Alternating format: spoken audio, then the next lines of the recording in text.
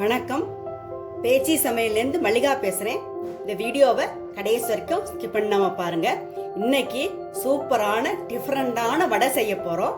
Carrot வடை. வாங்க வீடியோக்குள்ளே போகலாம். ஒரு கேரட்டு போட்டுடலாம்.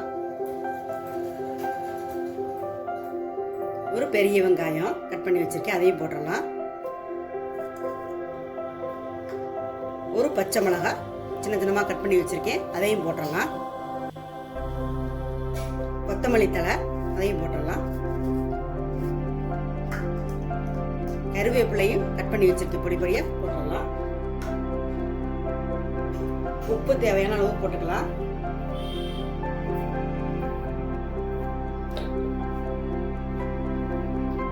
மிளகாய் தூள் அரை ஸ்பூன் போட்டுக்கலாம். பொட்டுக்கல்ல பவுடர் மிக்சியில் போட்டு பவுடர் பண்ணி வச்சிருக்கேன், அதையும் போட்டுக்கலாம். எல்லாத்தையும் முதல்ல மிக்ஸ் பண்ணிக்கலாம். பண்ணியாச்சு. இப்போ கொஞ்சம் கொஞ்சமா தண்ணி தெளிச்சு பிசையலாம்.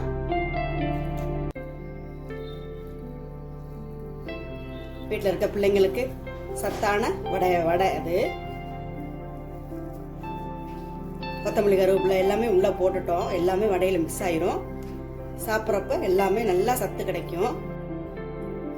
இந்த மாதிரி நல்லா மிக்ஸ் பண்ணியாச்சு. இந்த அளவு வடை போடுற அளவுக்கு வருது. ரொம்ப ஹார்டாக இருந்துச்சுன்னா அது கொஞ்சம் கல் மாதிரி இருக்கும். ரொம்ப கொத இருந்தாலும் எண்ணெயில் அப்படி இந்த மாதிரி உருட்ட அளவுக்கு இருக்குது. கரெக்டாக இருக்குது. இது போட்டு அமுக்கி வடை எண்ணெய் சட்டியில் போட வேண்டியதான். இப்போ வந்து வடையை தண்ணி தண்ணி போடலாம். கேரட் வடை போடலாம். மிதமான இதில் வச்சுக்கலாம். அது பொறுமையா வேகும்.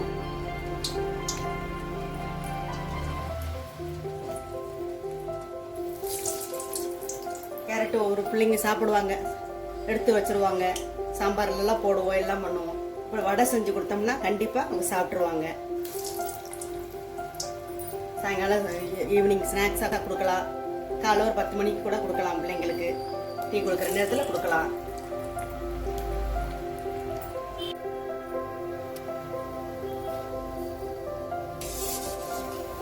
நல்ல கலர் வந்துருச்சு, எடுத்துடலாம்.